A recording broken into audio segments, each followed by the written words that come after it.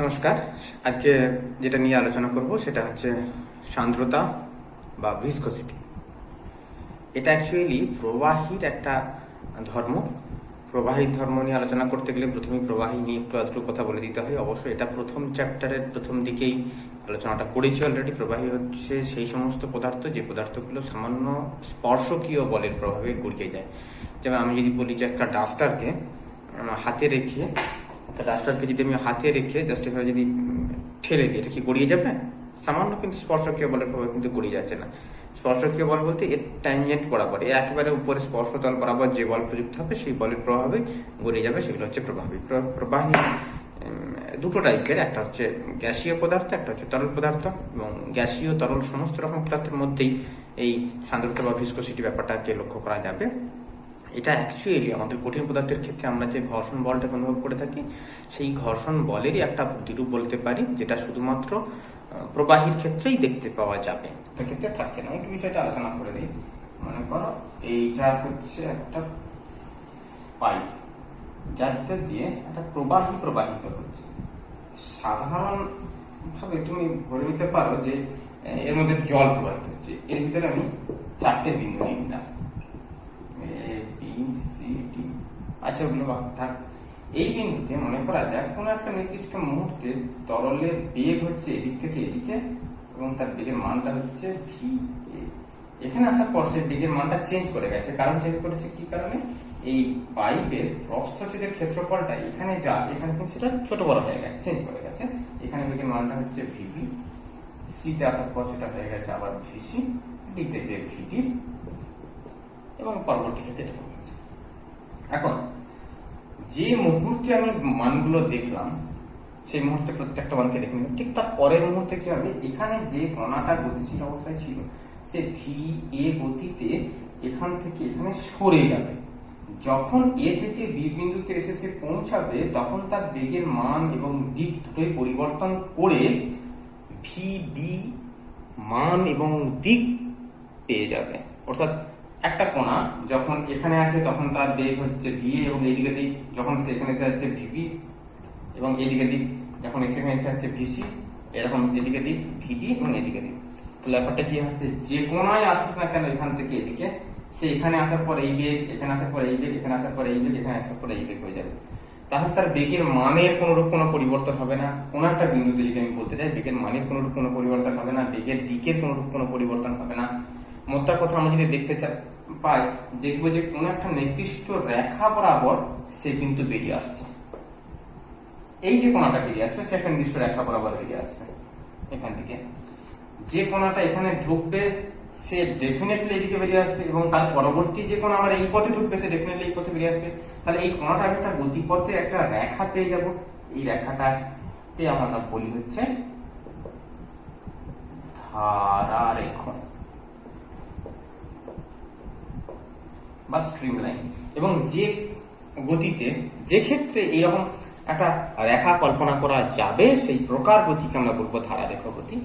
তবে গতিবেগের মানটা যদি একটু চেঞ্জ করে যায়, এর ব্যাসার্ধের মান যদি চেঞ্জ করে দিলে বুঝতেই পারছো যে সেটা কিন্তু আর এই কন্ডিশনটা ফলো করবে না, যে যে কোণা এখানে ঢুকলো সেই কোণা ডেফিনেটলি এইখানে আসবে, এবং সেই কোণা ডেফিনেটলি এইখানে আসবে এবং এইখানে আসবে। এই যে শর্তটা, এই শর্তটা কিন্তু সবসময় মেনটেন হবে না। যতক্ষণ পর্যন্ত মেনটেন হবে, সেই পর্যন্ত আমরা গতিবেগটাকে বলবো আমরা শান্ত প্রবাহ বা ধারারেখ প্রবাহ বা স্ট্রিম লাইন মোশন বলা হয়ে থাকে। এবং গতিবেগের মানটা যদি আস্তে আস্তে আস্তে আস্তে আস্তে আস্তে যদি বাড়িয়ে যায়, আমরা দেখবো এই যে সুন্দর সুশৃঙ্খল ভাবে যে বয়ে যাচ্ছে তরলটা ভিতর দিয়ে, এই সুশৃঙ্খলতাটা আর মেনটেন হচ্ছে না। কি হচ্ছে? কোন একটা কোণা, মনে করা যায় প্রথম কোণাটি এখানে ঢুকলো, সে ভি এ গতিবেগে এখান থেকে এখানে গতিশীল হলো, তারপরে গেল ভি তে, তারপরে গেল ভিসিতে এসে ভিসি গতিবেগ পেলো, ডিতে এলো এবং এই পথে বেরিয়ে গেল। দ্বিতীয় কোণাটা এলো এ বিন্দুতে, ভি এ গতিবেগ পেলো না, না পেয়ে সে কি হলো? ভি এ ড্যাশ গতিবেগ পেল, এবং সে এই দিকে গতিশীল না হয় এই দিকে বা অন্য কোন একটা দিকে গতিশীল হয়ে গেল। ফলে যে কোণাটা প্রথমে ঢুকে এই পথে বেরিয়ে গিয়েছিল, তার ঠিক পরবর্তী কোণাটা সেম পথটা কিন্তু ফলো করলো না। তার মানে আমি এরকম একটা কাল্পনিক রেখা কিন্তু আমি ড্র করতে পারছি না, তখন সেই কণাকে আমরা সেই প্রকার গতিবিধি বলে দেবো আমরা অশান্ত বা বিক্ষুব্ধ প্রবাহ।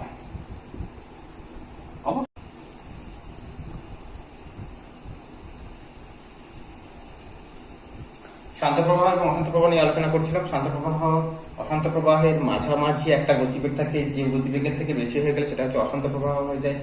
যে গতিবেগের থেকে কম গতিবেগে দৌড়ালে কোনো তরল সেটা হচ্ছে আমরা শান্ত প্রবাহ হিসেবে ট্রিট করতে পারি। সেই গতিবেগটাকে আমরা বলে থাকি হচ্ছে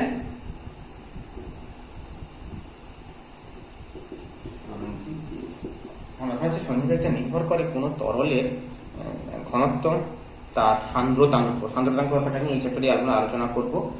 তার ঘনত্ব, সান্দ্রতাঙ্ক এবং যে পথে যাচ্ছে এই পথের ব্যাসার্ধের উপর ডিপেন্ড করে। মানে একটা সরু পাইপের জন্য সন্ধিবেগ একরকম হতে পারে, একটা মোটা পাইপের জন্য সন্ধিবেগ আলাদা রকম হতে পারে। এবারে এই যে ব্যাপারটা যে আমরা তরলটাকে কোন পথে পাঠাচ্ছি সেটার উপর ডিপেন্ড করে গতিবেগটা যদি এই সন্ধিবেগটা যদি চেঞ্জ করে যায় তাহলে সেটা একটা মেজারমেন্টের ক্ষেত্রে সমস্যা এসে যায়। যে কারণে আমরা করি কি, একটা সংখ্যা অ্যাসাইন করে দিই কোন একটা তরলের ক্ষেত্রে, সেই পথের ব্যাসার্ধ, ঘনত্ব এবং সান্দ্রতাঙ্কের উপর ডিপেন্ড করে যে সংখ্যাটার মান একটা পার্টিকুলার ভ্যালু, যেটা মোটামুটি 1000-এর মতন আমরা একটা ধরে থাকি, এর থেকে বেশি বা কম হলে সেটা শান্ত হয়ে যাবে বা অশান্ত হয়ে যাবে। এই যে সংখ্যাটা, এই সংখ্যাটাকে আমরা বলি রেনল্ডসের সংখ্যা।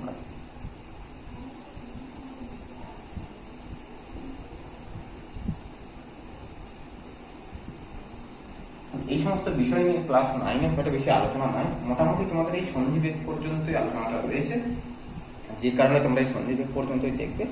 এখন এই যে শান্ত প্রবাহ অশান্ত প্রবাহ তোমাদের আলোচনা করার কারণটা কি, এখানে আমরা যে সমস্ত সমীকরণ বা যে সমস্ত আলোচনাটা করব, পুরো আলোচনাটা কিন্তু ধরে নেব যে পরিবাহীটা কিন্তু শান্ত প্রবাহ মেনটেন করছে। মানে যদি কোনো পরিবাহী প্রবাহ কোনো পথে অশান্ত প্রবাহ মেনটেন করে সেক্ষেত্রে সমীকরণটা কি হবে, সেক্ষেত্রে হিসাব নিকাশটা কেমন দাঁড়াবে, সেটা কিন্তু এই জায়গায় আলোচনা করা হবে না। মেনলি আলোচনা করা হবে শান্ত প্রবাহ বা ধারারেখ প্রবাহের জন্য। তো বেশ, শুরু করা যাক।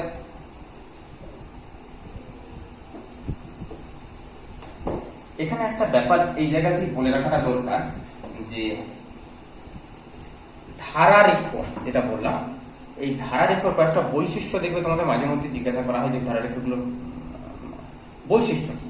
বৈশিষ্ট্য বলতে যে বিষয়গুলো আসে, প্রথম কথা হচ্ছে কোন একটা নির্দিষ্ট বিন্দুতে ধারারেখার উপর যদি আমরা স্পর্শক টেনে দিই, সেই বিন্দুতে ধারারেখার উপর স্পর্শকটা বিন্দুতে তরলের বেগটাকে নির্ণয় করবে এবং ধারারেখাগুলি কখনোই পরস্পর ছেদ করবে না। কারণ আমি যদি ধরে নিই যে এই বিন্দুতে এখানকার ধারারেখা একটা এলো, এখানকার ধারারেখা একটা গেল, ছেদ করে দেবে, তাহলে এই বিন্দুতে তরলের বেগ কত হয়ে যাবে, এদিকেও থাকবে একটা, এদিকেও থাকবে একটা। ধারারেখা পরস্পর যদি স্পর্শ করে ফেলে তাহলে কিন্তু সেই জায়গায় সমস্যা হয়ে যাবে, কারণ বেগের দিকটা চেঞ্জ করে যাবে। আর বলা যেতে পারে যে কোন জায়গায় যদি ধারারেখাগুলো পরস্পর ঘন সন্নিবিষ্ট হয়ে যায়, বুঝতে হবে যে সেই জায়গায় কিন্তু গতিবেগের মানটা, তরলের গতিবেগের মানটা কিন্তু ক্রমশ বেড়ে গেছে। এবং কোনো জায়গায় যদি সেখানে ফাঁকা ফাঁকা থাকে, সেখানে ধারারেখা মানে দূরে দূরে আছে, মানে সেখানে গতিবেগের মানটা কিন্তু ক্রমশ হ্রাস পেয়েছে। আচ্ছা বেশ, এরপর চলে আসি আমরা পুরোপুরি সান্দ্রতাঙ্ক এবং সান্দ্রতা জনিত হিসাব নিকাশের ক্ষেত্রে। যেটা বলেছিলাম প্রথমেই যে সান্দ্রতা মানে হচ্ছে তরল পদার্থের ঘর্ষণ। এটা যদি আমি একটা কঠিন পদার্থের পৃষ্ঠ হিসেবে কল্পনা করি এবং এর উপর দিয়ে যদি মনে করি যে তরল প্রবাহিত হচ্ছে, তাহলে এই কঠিন পদার্থের ঠিক সংস্পর্শে থাকা যে তরলের স্তরটা, এর সংস্পর্শে থাকার জন্য প্রচুর পরিমাণে ঘর্ষণ বল অনুভব করবে তরলের কঠিন দ্বারা, এবং এর ফলে এটা খুব একটা বেশি গতি কিন্তু পাবে না। এখানে এই ঘর্ষণ বলটা অনুভব করার কারণটা হচ্ছে এখানে আসঞ্জন বল কাজ করে যাবে। দুটো বিভিন্ন পদার্থ পরস্পর যে বল প্রয়োগ করে সেটাকে বলে আসঞ্জন বল বা অ্যাডহেসিভ ফোর্স। কিন্তু এর ঠিক উপরে থাকা যে স্তরটা, আমি এই যে দাবিগুলো দিচ্ছি, দাবিগুলো মানে একটা স্তরকে জাস্ট এই স্তরটা কিন্তু একটা তরলের সাথে টাচে রয়েছে, তাহলে সেক্ষেত্রে কিন্তু ঘর্ষণ বলটা তত একটা বেশি থাকবে না, কম থাকবে, ফলে সে কিন্তু বেশি গতি পাবে। এখন এই গতি প্রকাশ করার জন্য যদি আমরা একটা ভেক্টর ইউজ করে থাকি, তাহলে এই যে ভেক্টরটা যা লেন্থ হবে তার থেকে কিন্তু এর লেন্থটা একটু বেশি হবে, যেন একটু এগিয়ে যাবে। ঠিক উপরের স্তরের ক্ষেত্রে লেন্থটা একটু বেশি হবে, আর উপর স্তরের ক্ষেত্রে কিন্তু লেন্থটা একটু বেশি হবে। ফলে হবে কি, দেখা যাবে যে ভেতরের যে ভেক্টরের যে টিপগুলো, মাথাগুলো দিয়ে যদি আমরা কল্পনা করি যে একটা তল, তাহলে সেই তলটা অনেকটা এরকম বাঁকানো টাইপের হয়ে থাকবে। এই যে এই তলটাকে বলা হয় গতিবেগ পরিলেখ বা ভেলোসিটি প্রোফাইল। গতিবেগ পরিলেখ সংজ্ঞা কিন্তু ক্লাস 9 অনেকবারই জিজ্ঞাসা করা হয়ে থাকে। যদি তরলটা আমার বেশি সান্দ্র হয় সেক্ষেত্রে গতিবেগ পরিলেখ কেমন হবে, তরলটা যদি কোনো পাইপের ভিতর দিয়ে যায় গতিবেগ পরিলেখ কেমন হবে, ইত্যাদি প্রশ্ন জিজ্ঞাসা করা হয়। আদর্শ তরলের ক্ষেত্রে গতিবেগ পরিলেখের মানটা কিরকম? আদর্শ তরল বলতে সেক্ষেত্রে এই মাঝামাঝি প্রত্যেকেরই মধ্যে এই যে বাঁকা ভাবটা সেটা কিন্তু আসবে না, মানে সেটা কিন্তু একটা সমতল হবে, এটা কিন্তু একটা বক্রতল হয়ে যাচ্ছে। আমরা যদি জলের ক্ষেত্রে ভাবি বা পারদের ক্ষেত্রে ভাবি, যেমন হবে সেটা একটা বক্রতল হয়ে যাবে, কিন্তু আদর্শ পরিবাহের ক্ষেত্রে এই বক্রতলটা থাকবে না। এবার চলে আসি এই দুটো তলের মধ্যে গতিবেগের পার্থক্যের ব্যাপারটা। মনে করি এই জায়গা থেকে এই জায়গার দূরত্বটা হচ্ছে আমার x, এবং এখান থেকে সামান্য একটু দূরে, এই সামান্য একটু বোঝানোর জন্য একটা বিশেষ চিহ্ন ব্যবহার করব, যে চিহ্নটা এই জায়গায় ব্যবহার করলে ভালো হয়, তবে তোমাদের ক্ষেত্রে না করাটাই বেটার। বাঁ দিয়ে একটা ছোট্ট করে ত্রিভুজ এঁকে এটাকে এক্স লিখে দিয়ে এটা বোঝা হচ্ছে ডেল এক্স। ডেল এক্স মানে হচ্ছে দৈর্ঘ্যের সামান্য পরিবর্তন। এখানকার বেগ যদি হয় ভি, তাহলে এখানকার বেগ নিশ্চয়ই একটু হলেও পরিবর্তন করে যাবে। এটা হচ্ছে আমার ডেল ভি পরিমাণ বেড়ে গেল, কারণ এটা হচ্ছে ভি প্লাস ডেল ভি। এই দুটো তলের মধ্যে, তরলের তলের মধ্যে গতিবেগের পার্থক্য থাকার জন্য কি হবে, আপেক্ষিক গতিবেগ সৃষ্টি হবে, ফলে সেখানে একটা ঘর্ষণ বল ক্রিয়াশীল হবে। এই ঘর্ষণ বলের জন্য একটা তল অপর তলকে কি করবে,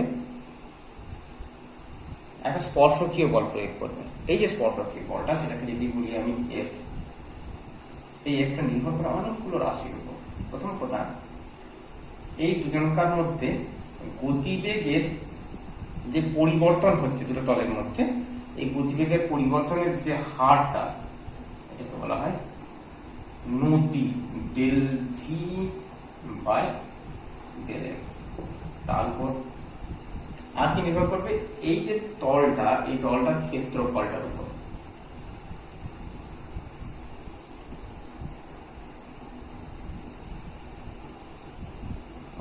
এফ বৃদ্ধি পাবে যদি ক্ষেত্রফলের মানটা বেড়ে যায়। ডেফিনেটলি আমার হাতে যদি দুটো হাত থাকে, ছোট ছোট যদি দুটো হাত হয় আর যদি বড় বড় দুটো যদি হাত হয়, তাহলে ডেফিনেটলি বড় চৌড়া যে তল দুটো থাকবে সেই তল দুটোতে কিন্তু আমার ঘর্ষণ বলটা বেশি কাজ করবে। এর সমানুপাতিক থাকবে, মানটা কি এর সমানুপাতিক থাকবে del V by del X. কারণটা কি, del V by del X এর মানটা বেড়ে যাওয়া মানে হচ্ছে এই দুটো তলের মধ্যে গতিবেগের পার্থক্যটা বেড়ে যাওয়া। গতিবেগের পার্থক্যটা খুব বেড়ে যাবে। গতিবেগ পার্থক্য বেড়ে গেলে যখনই আপেক্ষিক গতিবেগের মানটা সেক্ষেত্রে বেড়ে যাবে, দুজনকার মধ্যে আপেক্ষিক গতিবেগের মান বেড়ে যাওয়া মানে সেক্ষেত্রে কিন্তু আমার ঘর্ষণ বলটা বেশি এসে আসবে, মানে এই যে সান্দ্রতা জনিত বলটা সেটা একটু বেশি ক্রিয়াশীল করবে। এক্ষেত্রে আমি যদি যৌগিক ভেদের সূত্র অনুযায়ী যদি তুলে দিই, তাহলে সমানুপাতিক এ del V by del X. এটাকে যদি বুঝতে হয় তাহলে আমাকে বুঝতে হবে যে সমানুপাতিকটা ধ্রুবক A del V by del X. এই সমীকরণে এই যে ইটাটা লিখলাম, এটাকে বলা হয় ইটা। ইটা দ্বারা প্রকাশ করা হয় যে রাশিটা, সেটাকে বলা হয় আমাদের সান্দ্রতাঙ্ক। একটা পরে এখানে খেয়াল করো, যদি আমি দুটো প্রবাহী নিই, একটা হচ্ছে এ প্রবাহী, একটা হচ্ছে বি প্রবাহী, সেম কন্ডিশন অ্যাপ্লাই করলাম, এই শর্তে এর ক্ষেত্রেও দুটো তল নিলাম যাদের দুটো তলের মধ্যে দূরত্ব হচ্ছে ΔX, বি প্রবাহ নিলাম অন্য কোনো একটা জায়গায়, সেখানেও কিন্তু এই দুটো তল নিয়েছি, দুটো তলের মাঝখানে দূরত্ব হচ্ছে ΔX, এবং দুজনকার মধ্যে ঘটনাচক্রে গতিবেগের পার্থক্য সেই ΔV, এবং দুটো তলের ক্ষেত্রফল হচ্ছে A। তাহলে এই জায়গাতে যে পরিমাণ, এবং সেখানটার ব্যাপার সেটাকে আমি সি বলি, কারণ গুলিয়ে যাবে না, দুটো যে তলের ক্ষেত্রফল রয়েছে সেই তলের ক্ষেত্রফল প্রযুক্ত বল ক্ষেত্রফল পাই এক্ষেত্রে, এক্ষেত্রে যে হয় FB, তাহলে F এর মানটা আমাকে এরকম বলতে হবে, এটা FB নয় FC, এটা C A ΔV by ΔX, এটাকে বলতে হবে আমাকে এটা B ΔV বাই ΔX। এক্ষেত্রে আমি যদি মনে করি যে সি এর ইটা ভ্যালুটা খুব বেশি, তার সান্দ্রতাঙ্কের মানটা বেশি কার ওর থেকে, ডেফিনেটলি এফ সির মানটা কিন্তু বেড়ে যাবে এফবি থেকে, কারণ এ রয়েছে ΔV বাই ΔX রয়েছে, এ রয়েছে ΔV বাই ΔX রয়েছে, শুধুমাত্র বাঁ দিকে যে রাশিটা গুণ করা রয়েছে এই গুণ রাশিটা যদি বেড়ে যায় তাহলে এফ সি মানটা বেড়ে যাবে। মানে হচ্ছে যদি কোনো তরলে কোনো প্রবাহী সান্দ্রতাঙ্কের মান বেড়ে যায়, বুঝতে হবে সেক্ষেত্রে দুটো তল পরস্পরকে প্রবাহিত হওয়ার সময় বেশি মানে অধিক পরিমাণে ঘর্ষণ বল, স্পর্শকীয় ঘর্ষণ বল প্রয়োগ করবে। সান্দ্রতাঙ্ক রাশিটা মেনলি কোনো একটা প্রবাহী কত বেশি সান্দ্র বা চ্যাটচ্যাটে, কারণটা কি, একে অন্যকে এগোতে দিচ্ছে না, পিছাতে দিচ্ছে না, আপেক্ষিক গতিতে থাকতে দিচ্ছে না। সান্দ্রতা বেড়ে যাওয়া মানে কোনো তরলে সান্দ্রতাঙ্ক বেড়ে যাবে, যে কারণে সান্দ্রতা করতে গেলে তোমাকে প্রথমে সান্দ্রতাঙ্কের আইডিয়াটা কিন্তু রাখতে হবে। এখন সান্দ্রতাঙ্কের এই যে সমীকরণটা এর সমান ইটা এ ΔX ΔV বাই ΔX, এই সমীকরণ থেকে সান্দ্রতাঙ্কের আমাকে একক এবং মাত্রা প্রথমে এখান থেকে আমি ইটা সমান লিখতে পারবো F into ΔX divided by A into ΔV। অবশ্য একটা ব্যাপার, এখানে এই যে ΔX বাই ΔV এটা কিন্তু এইভাবে লেখা খুব কষ্ট হবে, আমি শুধুমাত্র ক্লাস 9 এর জন্য এটাকে লিখে দিলাম, কিন্তু এটা কিন্তু অ্যাকচুয়ালি এইভাবে লেখা যায় না, কারণ এই ব্যাপারটা এটা একটা আলাদা অপারেটর হিসেবে ট্রিট করা হয়। তাহলে আমি এটার মাত্রা লিখবো, এর মাত্রা বসবে ΔX এর মাত্রা বসবে A এর মাত্রা এবং ΔV মাত্রা, এর মাত্রা কি mL/-2 আর ব্র্যাকেট ΔX মানে দৈর্ঘ্যের পরিবর্তন, মানে সেটা দৈর্ঘ্য, মানে এটা হচ্ছে আমার L, আর E মানে হচ্ছে ক্ষেত্রফল, মানে সেটা L² আর ΔV মানে হচ্ছে L/-1। দেখা যাক কি হয়, এখানটা L ক্যান্সেল আউট হচ্ছে, এই প্রথমে M ক্যান্সেল আসুক, Lটা যদি উপরে আসে তাহলে এটা একটা কেটে যাবে, তাহলে L/-1, আর এখানে T⁻⁻2 রয়েছে, এটা যদি উপরে আসে তাহলে আচ্ছা মাত্রা হয়ে গেছে। এরপর আমরা এককটা দেখে নেব। এটা একক যদি করতে হয় তাহলে এই সমীকরণটাকে ইউজ করব, F into ΔX divided by A into ΔV। যদি আমি এটা সিজিএস পদ্ধতিতে একক নিই তাহলে F এর সিজিএস পদ্ধতিতে একক নেব, এর সিজিএস পদ্ধতিতে, এর সিজিএস পদ্ধতিতে এবং ΔV এর সিজিএস পদ্ধতিতে। সিজিএস পদ্ধতিতে যদি আমি F এর একক নিই, এটা হবে আমার টাইম ΔX অর্থাৎ x মানে এটা হবে সেন্টিমিটার, A অর্থাৎ সেন্টিমিটার স্কয়ার ইনটু V অর্থাৎ সেন্টিমিটার প্রতি সেকেন্ড। আমি প্রতি সেকেন্ডটাকে উপরে তুলে দিচ্ছি, এখানকার সেন্টিমিটার এখানকার সেন্টিমিটার কেটে গেল, তাহলে থাকলো পরে আমার ডাইন সেকেন্ড পার সেমি স্কয়ার। এটাকে অনেক সময় আবার ওয়েজও বলে, ডেকা প্রতি পয়েন্ট। এটাকে একইভাবে যদি আমি এসআই পদ্ধতি একটা বের করি তাহলে সেটা আসবে নিউটন সেকেন্ড প্রতি মিটার স্কয়ার। অর্থাৎ এটাকে আবার ডেকা পয়েন্ট বলে, ডেকা পয়েন্ট বলে। এই কেন ওকে ডেকা পয়েন্ট বলে সেটাকে কিন্তু ওদের দুজনকার মধ্যে, দুটো এককের মধ্যে সম্পর্কটা দেখলে একটু বুঝতে পারা যাবে। আমি যদি এক ডেকা পয়েন্ট সমান 10 পয়েন্ট, এটা যদি পেয়ে যায় তাহলে বুঝতে পারা যাবে যে ওকে ডেকা পয়েন্ট বলার একটা যুক্তি রয়েছে। এখানে আমরা এসআই পদ্ধতিতে যেটা আমরা একক পেয়েছি, 1 নিউটন সেকেন্ড প্রতি মিটার স্কয়ার সমান কত পয়েন্ট সেটা প্রকাশ বের করতে চেষ্টা করব। এখানে আমরা জানি 1 নিউটন সমান 10 to the power 5 time 1 second, 1 second রইল মিটার, মিটার মানে ডেসিমিটার সেন্টিমিটার, মানে 10 টু দি পাওয়ার 2 সেমি তার হোল স্কয়ার। তাহলে এখন থাকছে হচ্ছে 10 to the power 5 into 1 divided by 10 to the power 4 into 1 time গণিত 1 second divided by 1 centimetre square. এবারে নিচে এই যে টার্মটা দেখো, এই টার্মটা কিন্তু এসে গেছে। এটা সমান হচ্ছে 10 into 1 time second per semi square, that means এটা হচ্ছে 10 পয়েন্ট। অর্থাৎ এটাকে 1 ডেকা পয়েন্ট বলা যেতে পারে। সান্দ্রতা সংক্রান্ত প্রাথমিক যে সমস্ত আলোচনাগুলো করার ছিল সেটা এই ক্লাসে করা রইল। এর পরবর্তী ক্ষেত্রে আমরা প্রান্তীয় বেগ এবং পরিবাহী প্রবাহের যে হার সেই সংক্রান্ত কিছু আলোচনা করব। তো এই পর্যন্ত যদি কোনো জায়গায় কিছু বুঝতে কারো অসুবিধা থাকে তো আমাকে জানিও কমেন্ট বক্সে, তারপর আমি সেগুলো যথাসম্ভব সমস্যার সমাধান করে দেওয়ার চেষ্টা করব। ধন্যবাদ।